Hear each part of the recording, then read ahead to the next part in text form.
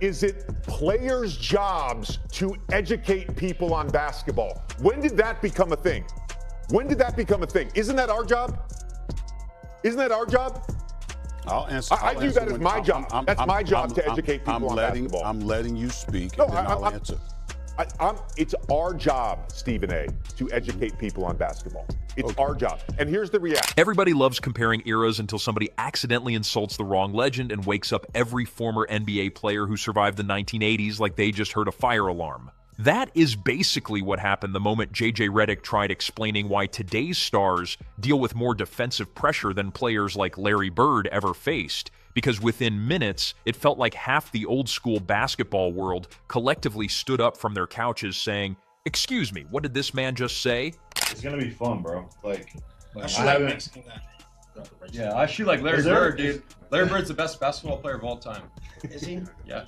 That's the guy from White Man Can't Jump, right? Larry Legends. I'm telling you, he's better than, better than Jordan, better than LeBron. People don't like to acknowledge it. I like that. Larry Bird is the GOAT. I like that take. That's a good take. And then came Dominique Wilkins, who reacted the way your grandfather reacts when somebody says music was invented in 2016. Dominique did not just disagree with Redick. He looked genuinely offended that anybody who actually played basketball at a high level could even form that sentence with confidence. The man basically responded like someone had questioned gravity itself. It's a stupid comment because Larry Bird played in the most physical era ever. He's 6'10", almost 6'11", and he was physical himself. To say that he wouldn't be able to play in this league because this league too physical, like, what league you watching? Physicality is gone. It's not like it was back then. And it's nobody's fault. It's just times change. And for J.J. Redick to say stuff like this, the most idiotic thing I've ever heard. And for me, I'm like this, like you guys speak your opinion, I'm going to speak my opinion. And I think it's very stupid and selfish of you. The funniest part about this entire situation is that J.J. Redick was not completely wrong. That is what makes this debate so interesting. Larry Bird is not a top 5 three-point shooter of all time when you strictly compare modern shooting volume, efficiency, range, and difficulty. It's gonna be fun, bro. I shoot like Larry Bird, dude. Larry Bird's the best basketball player of all time. Is he? Yeah. That's the guy from White Man Can't Jump, right? Larry Legends. I'm telling you, he's better than, better than Jordan, better than LeBron. People don't like to acknowledge it. I like that. Larry Bird is the GOAT. I like that take. That's a good take. Basketball evolved. Shooters today pull up from distances that would have gotten somebody benched in 1987. Players like Stephen Curry and Damian Lillard shoot the basketball like they are trying to break physics itself. Sometimes it genuinely feels like Steph Curry is launching missiles from the parking lot just to see if human beings can stop him. J.J. Redick was absolutely right when he acknowledged that modern players shoot more threes, take tougher shots, and stretch defenses farther than ever before. Nobody sane argues against that anymore. Basketball today is built around spacing, pace, and perimeter scoring. Coaches today would rather die than see somebody take a contested 15-footer. Meanwhile, the 1980s looked like organized combat disguised as basketball. That is where Dominique Wilkins lost his mind. Because once JJ started implying that Steph Curry faces more physicality than Larry Bird did, old school legends immediately reacted like somebody had tried rewriting history in permanent marker. Dominique's response sounded less like a basketball take and more like a man defending ancient sacred texts. And honestly, you can understand why. Players from the 1980s and 1990s are protective of their era because they know exactly what they survived. These were not players jogging around collecting transition threes while defenders politely avoided body contact because of foul trouble. These were players driving into the paint, knowing full well somebody was about to hit them hard enough to make them reconsider all their life choices. What about Larry? That's another guy.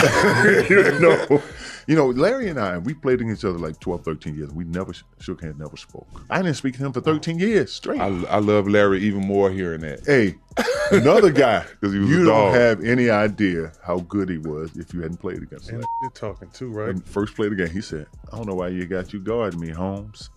I was like, huh? He shoots a three. And I wasn't mad he made the three. I said, but this something called me Holmes. The old NBA was physical in ways modern fans genuinely cannot imagine unless they go back and actually watch full games instead of 30-second highlight clips on social media. Today, a player gets lightly brushed on the elbow, and 3 referees immediately appear like Avengers responding to an emergency signal. Back then, Defenders could hand check you, shove you off your spots, lean elbows into your chest, and practically escort you into emotional trauma before a whistle even crossed the referee's mind. And Larry Bird dealt with all of it. That is the part younger fans sometimes miss when they reduce Bird to slow white shooter who talked trash. Larry Bird was not surviving in a soft environment. The man was getting mauled every night by defenders who treated basketball like unpaid construction work. He got hit, grabbed, bumped, elbowed, and targeted constantly, and he still walked into arenas acting like the best player alive. That is why legends defend him so aggressively. Bird played in an era where defenders were allowed to make your night miserable on purpose. And honestly, that frustration keeps growing every year.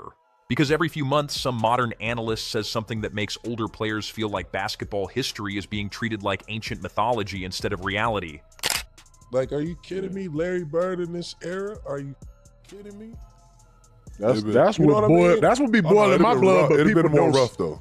For who? For Larry. How? And it starts. What you mean? How? Just the physical He's capability. 6'10", dude. That's a lot of 240, 6'10". Nah, okay. it's a lot of that. And he- That's all I'm and- saying. He birthed that. Don't get me wrong, he birthed it. I'm just saying Who's going to? we hadn't seen it Who's then. going to be matched up against Larry Bird? Karl Anthony Towns. That's a nightmare, man. Karl Anthony. Because that dude can play basketball. Really play basketball. No, 100%. Really? It is always the same formula. Somebody praises today's game, which is perfectly fine, but then they immediately follow it by pretending older generations were primitive cavemen dribbling peaches into wooden baskets. Meanwhile, those same primitive players built the league into what it is today. The NBA did not become a global empire because of social media clips and tunnel fashion. It became massive because legends from the 1980s and 1990s turned basketball into must-watch television. People loved that era because every game felt personal. Rivalries were intense, players hated each other competitively, and nobody cared about protecting friendships during 4 quarters. The Detroit Pistons' bad boys alone probably had more physicality on one roster than half the modern league combined. Those teams treated defense like a neighborhood dispute. If you drove into the paint against them, you were not getting a polite contest. You were getting introduced to humanity's oldest form of communication, blunt force trauma. And the craziest part is that fans loved it. The NBA in the 80s and 90s felt raw, emotional, and unpredictable. Superstars were not just competing for stats. They were fighting for pride, legacy, and survival every night. Players talked trash directly to each other's faces. Hard fouls actually meant something. Rivalries lasted years instead of disappearing after one Instagram collaboration. That era gave basketball personality. What was your relationship with Larry? And legends like Dominique Wilkins feel protective because they sacrificed their bodies to create it. That is another major reason these older players always defend each other publicly. They understand what those battles cost physically. They know how brutal the travel was, how rough the games were, and how much punishment stars absorb nightly without modern sports science protecting them. There is a brotherhood there that younger fans sometimes misunderstand. When Dominique defends Larry Bird, he is not just defending one player. He is defending an entire basketball generation that poured its heart and soul into the sport before the NBA became a billion-dollar entertainment machine. They earned each other's respect the hard way. That is why older legends rarely tolerate what they see as disrespect toward their era. And Dominique made that crystal clear. His argument was simple. Steph Curry is guarded differently than Larry Bird because the rules are different. Steph faces incredible defensive attention, constant movement, traps, and grabbing away from the ball, but Larry Bird dealt with actual body punishment around the basket in an era where referees allowed far more contact. Those are two completely different experiences. Of course you know him as Larry Joe Bird. He was my coach. That's something I could call him. And let me tell you about his style. Like E.F. Hutton, when he talked, we listened. A man of few words.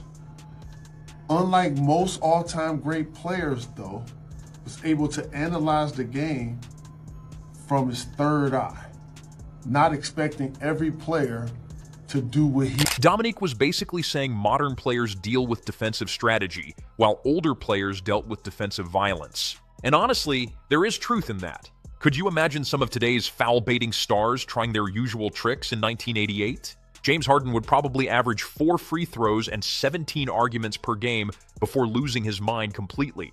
Half the continuation calls in today's NBA would have made referees in the 80s laugh uncontrollably. The old school mentality was simple. If you are driving into the paint, prepare for consequences. That mentality shaped players mentally. It created tougher environments because stars had to prove themselves physically every night. Nobody cared how many followers you had or how viral your crossover looked online. If you could not handle contact, defenders targeted you immediately. This was a man who would tell opponents exactly where he planned to score from, then actually do it while exhausted, bruised, and double-teamed. Larry Bird trash talk stories sound fake until you realize every former player tells the same stories because they actually happened. You see, people don't realize how big Larry was either. 6'10". He was 6'10", shooting that fade away from the. It was nothing you could do about it. Tell us about it, Sneak. Tell us about Larry Bird. Seems like you have some experience on this topic. Tell us. A lot of experience. I give you a game. Well, Kevin McHale scored 57 one night. They go to McHale, back to Bird, back to Kevin. Got it. 49 for McHale.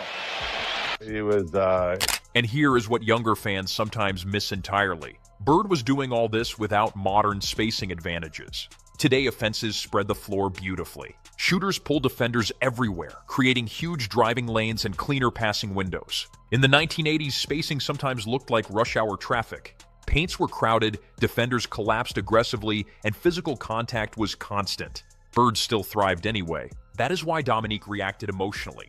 To him, saying Steph Curry faces more physicality than Larry Bird sounds like somebody looking at modern boxing gloves and concluding fighters today have it rougher than heavyweight boxers from the 1970s. It just feels disconnected from reality to players who actually lived through it. Now, does that mean older basketball was automatically better? Not necessarily. Offensive creativity is at an all-time high. Athletes today are faster, more versatile, and technically refined in ways previous generations never imagined.